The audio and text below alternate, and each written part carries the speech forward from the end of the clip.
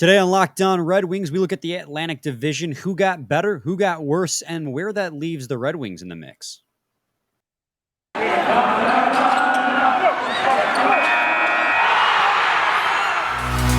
You're Locked On Red Wings, your daily podcast on the Detroit Red Wings, part of the Locked On Podcast Network, your team every day.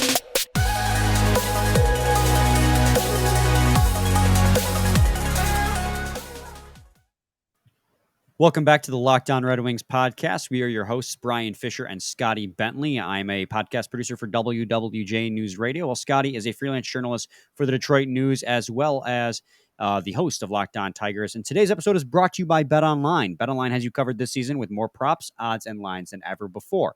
BetOnline, where the game starts. Scotty, are you there? Hey, what's up, man? Oh, we got it. All right. It's for those outside the loop here. We tried to record a second ago, and Scotty tried to talk, and he had no audio. So We're here now. Good to hear from you. Yeah. Literally.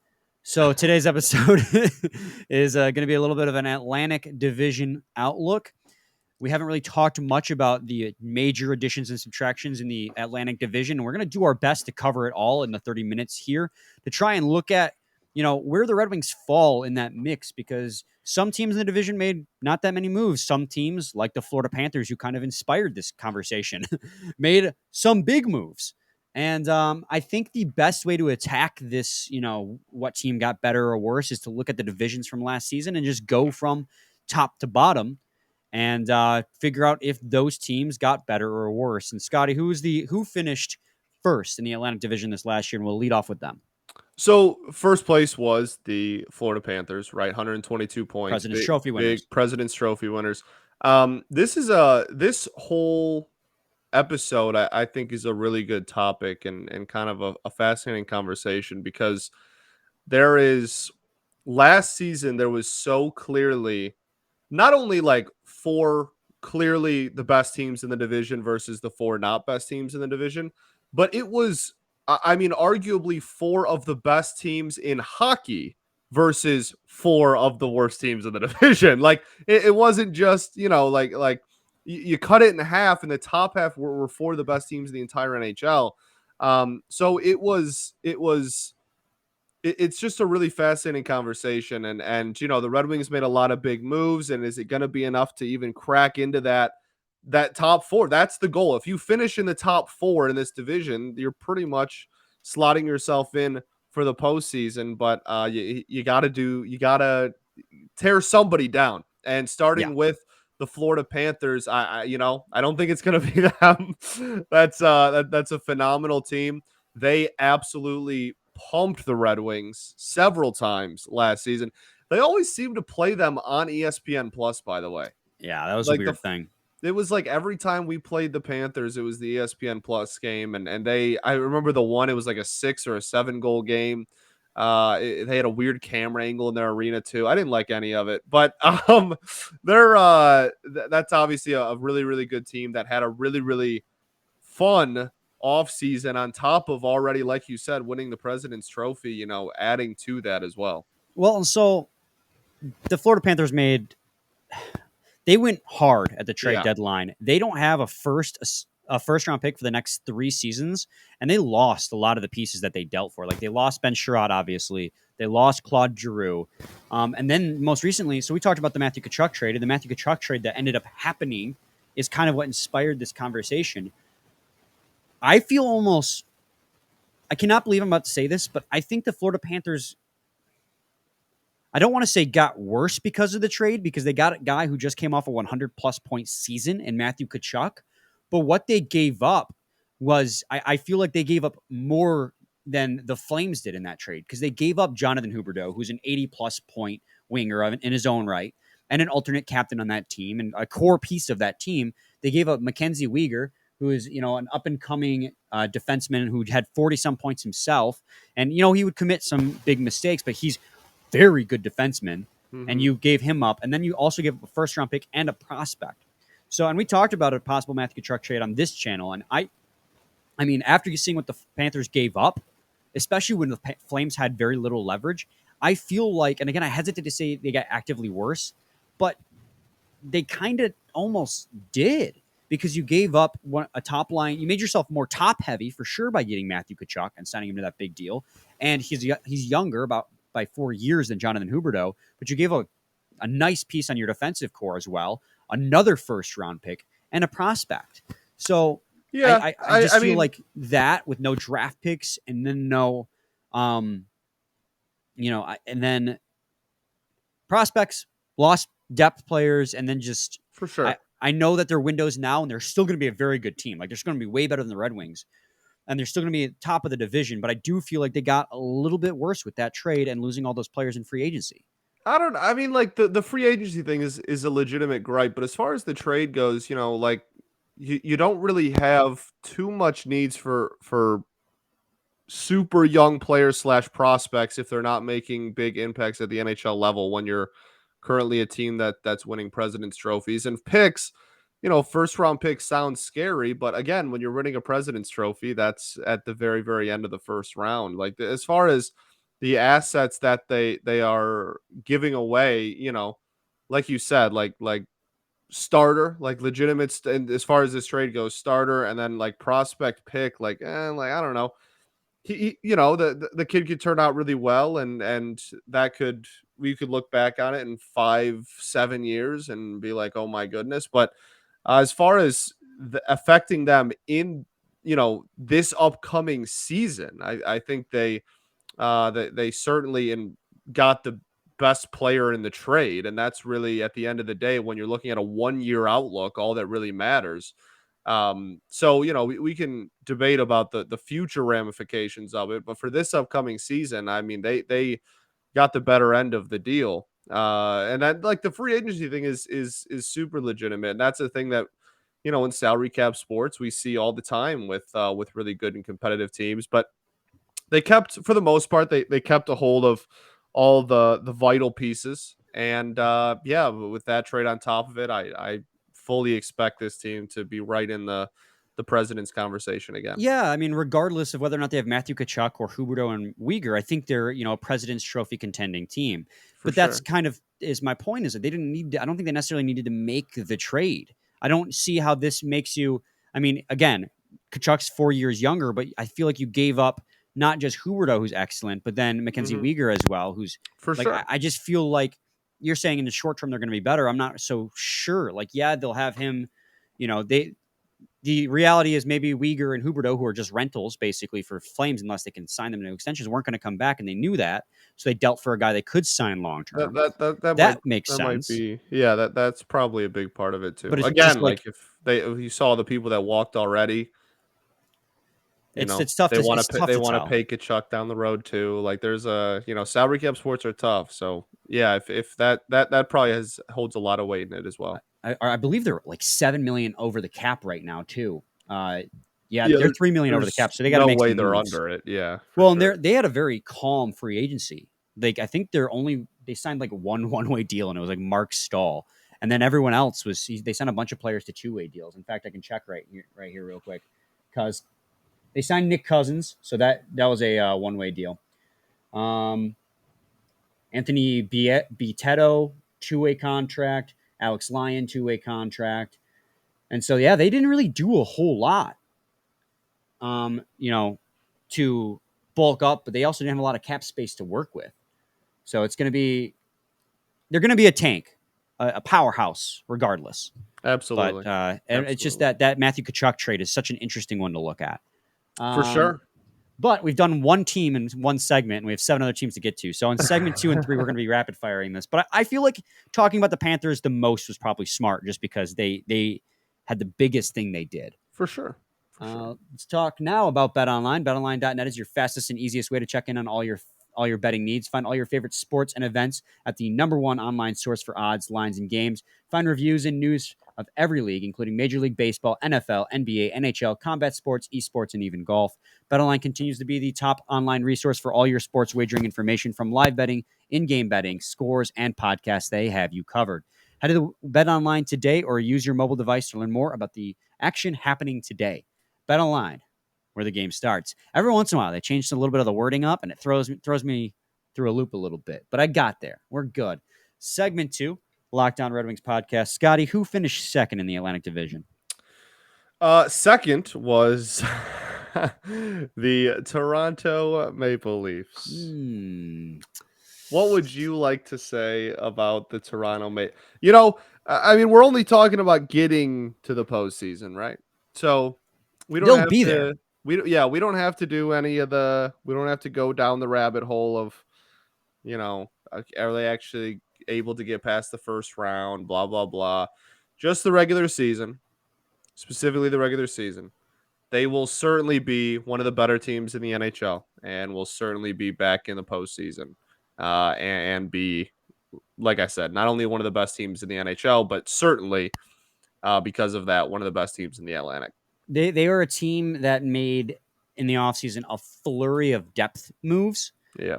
They signed a lot of depth pieces during the free agency period, but I gotta say, like, they're gonna another team that's gonna be a powerhouse. But I struggle to see how this team got better when you look at what they did with their goaltending tandem. I mean, they got Ilya Samsonov and Matt Murray to replace Jack Campbell, who got paid. Yeah, the Matt Murray trade was crazy. Peter Mrazek. Yeah, the Matt Murray, the dumping like Peter Mrazek and then getting Matt Murray, who's more expensive and not as good, is actually crazy. Well, and I understand like letting Jack Campbell go because of cap crunch, because they're still $1.5 million over the cap, and for sure. IR, I think they have to be under the cap before the season can start, before they can put players on the IR to begin with. But I just, again, they're, regardless of how bad they got or how much worse they got, I do feel like they took a step down just because of goalie core in general. They're still going to be a top tier team just because they're so top heavy offensively. I mean, they got Matthews, Marner, Tavares, Nylander, and they did sign Cal Yarncroc, who's a nice depth piece at center for them. So he can also play either wing. So I think he's going to be a nice depth piece for them. But overall, I mean, your goaltending took a pretty massive step back unless Matt Murray can somehow reclaim what he was with the Penguins. But that's a huge gamble. The Ottawa Senators tried it and it didn't work out. So it's going to be, I don't think they're going to obviously make the playoffs. I expect them to finish top 3, but I don't see them having gotten better this offseason because of these moves. Yeah, I don't think they got better either. But in terms of this discussion, they don't need to have. You know what I mean? Like in terms of like postseason. Okay, yes, but in terms of like, of course, but in terms of, like where do the Red Wings slide in to like the Atlantic? The Leafs didn't need to get better to ensure that they were going to finish ahead of the Detroit Red Wings. Like, I'm sorry, yes. like they were going to and still are going to. Nope, you're right there. So it's yes, I agree with you. But after what, like 54-21, they had 115 points. I mean, I don't expect them to be, like under what, 107, 108. Like I still expect them to be like right in there around that 110 mark. All right, perfect. Next team on the list. That would be the has been to the Stanley Cup Finals 3 years in a row, Tampa Bay Lightning, who had 110 points this previous year. They made a lot of moves this offseason because of cap crunch reasons. So they traded Ryan McDonagh away. Let's see. Let's go back there. It's probably a good place to start for them. If I can find it on the list, of course.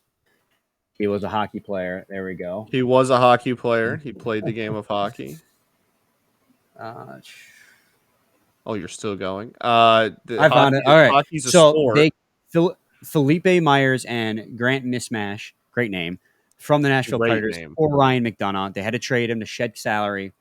After that, they signed Maxime Legacy to a 1-year, 2-way contract. They signed Ian Cole to a 1-year contract. They signed Vladislav Nemesnikov to a 1-year contract. But here's where it gets interesting. They signed Sergachev, Sorelli, and Eric Cernak to 8-year deals each, cementing their team for, close to the next decade. So while they lost Andre Palat and they lost Ryan McDonagh, those 3 signings right there just scream, this is the team we're going to continue to try to win Stanley Cups with until we're old and we have to start just tearing it all down. So losing McDonagh sucks and losing Andre Palat sucks. But I feel like just locking down Cernak, Cirelli, and Mikhail Sergachev, regardless of how you feel about, giving up Palat over those three players, I don't necessarily think they got, any worse with those moves, I should say. I think that No, they're still going to be in the top three for years to come because of this. for sure. So my thing with them is I fully expect them to maybe take a slight step back in the regular season, like as it keeps as that core kind of gets older, maybe see them start to fizzle out not a ton, but a little bit in the regular season, and then just continue to be threats in the postseason for and until they prove us otherwise. I mean, this is now, like I said, this is now 3 straight years of going to the Stanley Cup Finals. So I they had 110 points this past season. I fully expect them to be at or around 110, maybe give or take 5 points. Like any decline they have will be just because like wear and tear of regular season, maybe some injuries, maybe just like sitting people just to sit people NBA style. Like this is still one of the premier teams in the league, and they will do whatever they have to do to make the postseason, and then the playoffs is when they'll turn it back up to what we've seen the last 3 postseasons in a row. Because this was supposed to be the fatigue year, right? Everybody was like, "Oh, Tampa," and then like we were look, even saying it. yeah, exactly, and they were like, "Oh, look, they finished third in their division. Like, look at the drop off. You're starting to see it. Like, it's starting to crumble." And then they go back to the Stanley Cup Finals. So I would not surprise me if they continue to take like ever so slight steps backwards in the regular season. But A, not enough to where the Red Wings are going to pass them, and B, it won't matter when the playoffs roll around. Well, and it's just like they're still easily the deepest team in the NHL, like easily. And you look at the players that they might lose next offseason, they might lose Alex Killorn because he's going to be a UFA, but you still got him for one more year. Steven Stamkos is only 32. Right, which is He's crazy. only 32, which is crazy. insane because it feels like he's been there for literal, like multi-decades. 20 years. Yeah. And so, like, they're still a very young team, for a team as good as they are. By this point, you think you have a pretty healthy mix of guys who are in their late 30s, but this is a team that's still in their prime. Some of their players might begin to slide out of their prime here in the next couple of years. But this team, like that commitment to winning, I completely understand it because they could win a couple more Stanley Cups before, it's all said and done with how good they are. And losing Andre Palat this offseason and losing Ryan McDonagh doesn't change that. It might be a slight step back depth-wise, but I mean, they're still they have enough great players on that roster to just step up and take that spot. I mean, Sergachev and Hedman alone. Well, that's what's made them so lethal. Like they have the top end talent, don't get me wrong, but what's made them such an incredible team over the last half a decade has been unreal depth, and that is certainly no different in this team. So, I mean, your top three, I don't know what the order is going to be, but your top three is going to be the same. So, regardless of regardless of the fact that, maybe all three of them took a slight step backwards just due to cap space, they're still all powerhouse teams. Like a slight step backwards by no means means they're going to be bad because none of them are. But once you get outside that top three is where it begins to get interesting and could start making the argument that maybe the Red Wings could slide in there. And so who finished fourth for the the Atlantic Division this past year? So this is where it gets interesting in my eyes, because fourth was infamously the Boston Bruins, 107 points. This team, what was it? They at one point in the season, like half-ish way through the year, they had 5 games in hand on us, but we were only like 5 points behind them or something like that, and everybody was like, "Oh." So here we go. They caught up in they made up their games played and whatever, and it wasn't didn't amount to anything. But this is the team. Like this, if you were gonna pick one of the 4 teams to point at and be like, hey, which one of these 4 teams that all had comfortably over 100 points last year could you see maybe slipping a relatively decent amount and maybe opening the door for somebody else from the bottom 4 to pop in there? I think it like comfortably would be Boston. This is a team whose core continues to get older. It's honestly pretty old. The core itself is pretty dang old at this point. They continue to get older. I think that now I'm not saying that it'll happen, but I am saying if there was a team to fall out of it to open the door for somebody else in the bottom four in this division, I think it would be Boston. Yeah, I mean, I completely agree with you, and I think a lot of it hinges on what's going on with Patrice Bergeron because we still do not have confirmation one way or the other if Yeah, he's no going to one come knows back. anything on him. And I think he's like 37 years old, but he just won the Selke again. Right. So despite him being a little bit advanced in age, he's still an elite level player, and Bergeron being there makes a huge difference for where this team's going to be. Now, granted, even without them, they still have Brad Marchand, they still have David Pastrnak, they still have Taylor Hall. On the back end, they still have Hampus Lindholm and Charlie McAvoy, and they have an incredibly young and good goalie tandem in Linus Ullmark and Jeremy Swayman, who got Calder votes this past offseason, this past award season, Lord above. So, there's still a lot of upside to this team, but it is very much a team that's getting older. Now, I know Jake DeBrusk rescinded his trade request, and I think a lot of the players' unhappiness with the Boston Bruins had to have been, their coach, Bruce Cassidy, and because now that he's gone, a lot of players seem to be a lot happier. But if they can't sign David, and this is kind of pointless because David Pasternak's still here for this season. But David Pastrnak, hasn't signed an extension yet, and there's been rumblings whether or not he wants to return. And I think again, Bergeron is going to be a big tipping point for that. I think Bergeron comes back, Pastrnak stays for the whole season. So it's going to be really interesting. But I do think I'm in agreement with you. If there's any team that could slip, and the Red Wings could make a move to fill into that fourth role, it'd be the Boston Bruins. No, because that's also still an if. Like that, this is not like this is at the end of the day still a team, like you said, with some with some premier talent on it, really solid depth, really solid top six. It's just that every year they get older, and this core continues to get older and older, and so you'd think eventually they would be the team to slip, but that doesn't necessarily mean that it's going to be this year. This is still a team that had the same win total as the Tampa Bay Lightning last year. So they're still pretty darn good. And I hesitate to say it because we've been saying for years that the Boston Bruins are going to slide. They're going to slide. And then they get a new young talent or they make a sign. People give Sweeney a lot of crap for his one-sided trades where, he doesn't get, the value back. Mm-hmm. But you look at what it's resulted in and the fact that they still have very high, they're still a pretty deep team, all things considered, with about $5 million in cap space. They're not over the cap. So they got room. And obviously they have a lot of upcoming UFAs that they have to sign to longer-term contracts, mainly being David Pastrnak coming up. But their cap management's been very good to help them remain competitive for as long as they've been. So while it's nice to say the Bruins could slide, it's hard to say it with confidence because we've been saying that for years. Absolutely. And they're still a good team.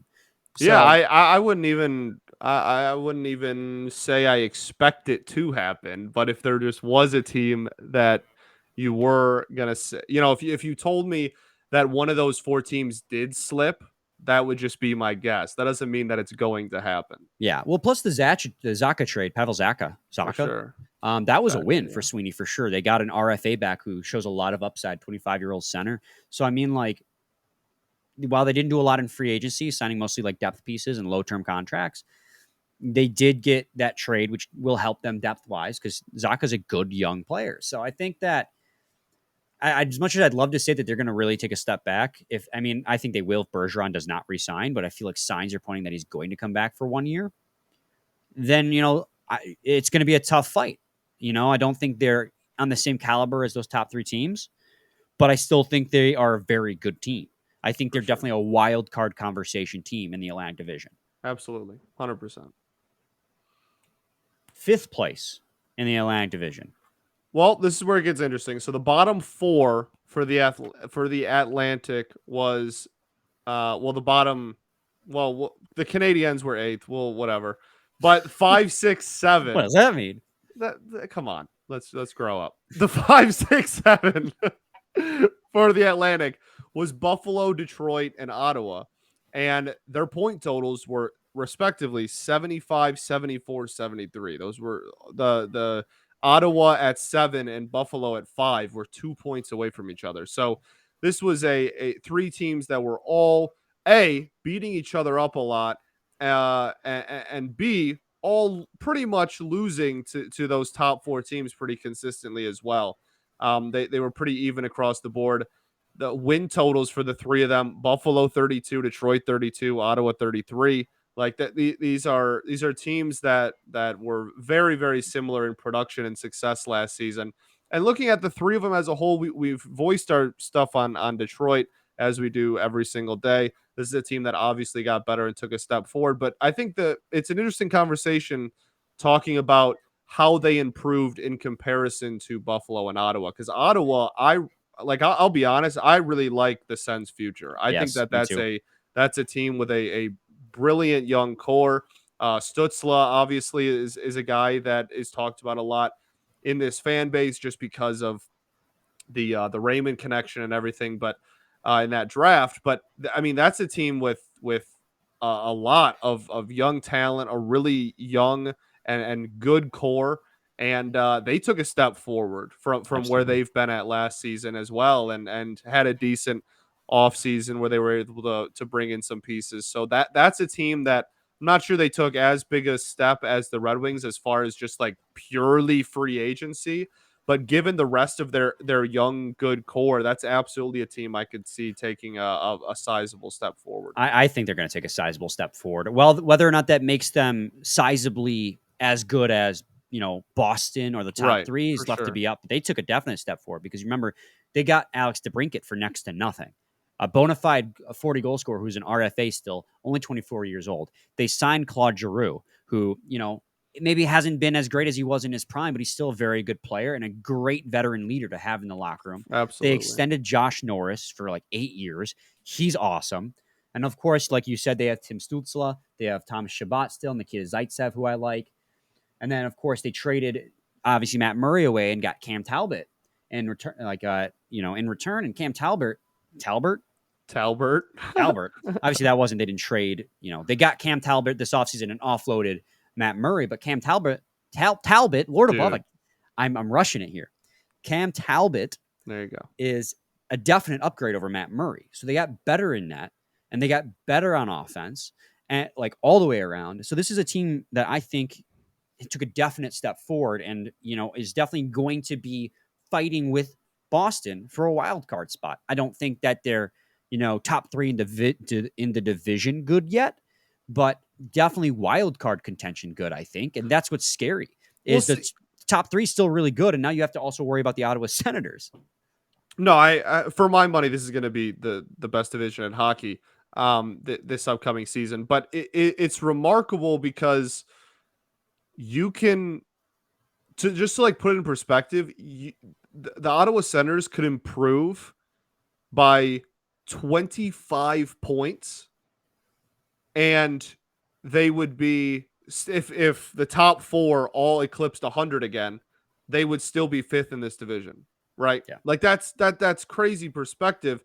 Just for, and like 73 isn't a absolutely, like tanking horrific point total either. Like you can improve by 25 points and still not even be in the top half of this division if all those 4 teams do what they're supposed to do again this year. So I think it's fair to say you could take a sizable step forward for whether you're talking about Detroit or Ottawa, and still not necessarily be like, oh, like, this is a slam dunk wild card team or playoff team. Like you can take a big step forward and still be on the outside looking in just because of how insanely talented this division is. But And I that's really like Ottawa too, a lot more than Buffalo for sure. And that's what's so great about this conversation because this division is so stacked up top. And then you have a lot of young teams that were tanking that are now trying to actively get better. It's really hard to predict where anyone's going to land because, we go now next in the division, I think, is the Red Wings. They finished 6th, correct? So you talk Yes. about the Red Wings. They also took a sizable step forward this offseason and season. You had Moritz Seider, you have Lucas Raymond. Now you also trade for Ville Husso and you extend him. So now you have a great young tandem in Husso and Nedeljkovic. You have Seider, you have Raymond, you sign Kopp, you get David Perron, you take a flyer on a Kubalik, you get Ben Giroux. So like this team, and of course Pissick and Olimata, this team is so much deeper than they were a year ago because Steve Yzerman finally utilized that cap space. And they're so much better than they were a year ago. But is it good enough to Be in the top 3? Probably not still, because that top 3 is so incredibly deep. Now, could they contend for a wild card? I think that could be in the cards. The question, though, is, you're going to have to not just beat out the players or teams in your own division in Boston and Ottawa, but then you have to worry about the Metro because it's the wild card. And the Metro is no slouch either. So I definitely think that the Red Wings could contend this year for a wild card. Obviously, we will not know until, skates hit the ice. But man, this division is so tough. And that's why I think that when you come down to it, that's the crux of this conversation, is that the Red Wings took a definite step forward this year, and I think they could be a lot more competitive this year. But this Atlantic division is just so tough that it's hard to say for sure that this is the year they make the playoffs. For sure. No, I don't think anyone, definitely neither of us are saying that, and I'm not sure anybody really should be saying that. But the interesting part of this is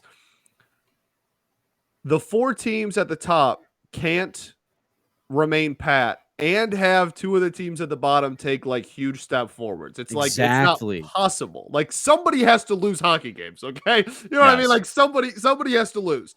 So unless we're all just beating Montreal and Buffalo, every single time we play them all year, like, somebody's going to have to lose. And so it isn't like we're talking about it in a half glass full light for the bottom 4 teams, especially us in Ottawa. But I mean, somebody's going to have to lose. And again, you can take a big step forward and play in a lot more competitive hockey games, beat a lot better teams, but still be on the outside of this division looking in, because there is so much talent, and it's not possible for, like 6 teams to all have 100 wins. Like, that's not going to, somebody's going to have to lose. Exactly. So it's going to be really fun to see how it plays out. I'm really excited for this season. Yeah. And so we are at 32 minutes. We still have to talk about Buffalo. I keep wanting to confuse Boston and Buffalo when I speak. Buffalo and Montreal. But I think those 2 are pretty easy to talk about. I think Buffalo got better, but not in the short term. They made a lot of smart moves. They had 3 first-round picks this offseason.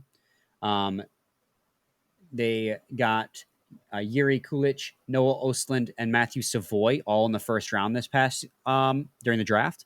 And I think that's fantastic for their rebuild. And they made a lot of short-term depth signings as well as getting Eric Comrie, taking a flyer on this guy who showed some solid progress this past year with Winnipeg. But I don't think that they're going to necessarily be in the mix for, a playoff spot. I think they're a long ways away from that yet, but I do think that they took a step forward this offseason as well. Montreal, I think it was a very planned step back. They're going full rebuild, embracing it. We knew that halfway through the season this last year. They just were not very good after making the Stanley Cup final. So they're taking a step back to try and continue to tank for more number 1 overall picks, hopefully getting Connor Bedard. Having the number 1 overall pick, though, this past year and taking Juraj Slafkovsky is great, though, for their rebuild. So those 2 teams, I think, don't really have to worry about. It's just when you're talking in context, the rest of the division, 1, 2, 3, pretty solid. 4, 5, 6, who knows? Right. and it is, Buffalo didn't have a bad year and didn't get worse. So like that's a team that while I don't think anyone expects to be really in that top, I would say even 6 conversation. I mean, it's a team that's not a rollover, gimme win either. Like, this is an insanely good and now no longer just top heavy and an insanely deep and top heavy division. I mean, just as a whole, the Atlantic is just unreal.